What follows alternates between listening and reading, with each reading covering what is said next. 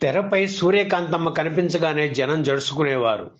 గయ్యాళి పాత్రల్లో ఎక్కువగా నటించడం వల్ల గయ్యాళి అన్నది ఆవిడకు పర్యాయ పదంగా నిలిచింది. సూర్యకాంతమ్మను అభిమానించేవారు సైతం ఆ పేరుని తమ పిల్లలకు పెట్టుకోవడానికి జంకేవారు. అయితే తెరపై గయ్యాళిగా కనిపించినా నిజ జీవితంలో ఆవిడ లాంటి మంచి మనిషి లేదని చెప్పేవారు. ఆ రోజుల్లో సూర్యకాంతమ్మ పేరు చెప్పగానే జనం ఎంతలా భయపడేవారో చెప్పడానికి ఒక చిన్న సంఘటన వివరిస్తాను. సూర్యకాంతమ్మది కాకినాడ. మద్రాసులోని తన ఇంట్లో ఒక వంట మనిషి కావాలని, ఎవరైనా ఒక మంచి వంట మనిషిని పంపించమని తన బంధువుకి ఉత్తరం రాశారు సూర్యకాంతమ్మ. వాళ్ళ బంధువు ఓ వంట మనిషిని మాట్లాడింది.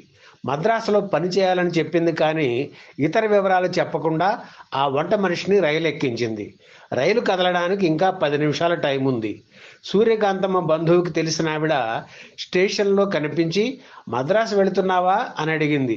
లేదు, మా సూర్యకాంతం వంట మనిషి కావాలని అడిగింది, పంపించడానికి వచ్చా అని చెప్పింది. అంతే. ఈ మాటలు విన్న వంట మనిషి, అమ్మో, సూర్యకాంతం ఇంటిగా, నేను చస్తే పోను అనేసి రైలు దిగి పారిపోయింది.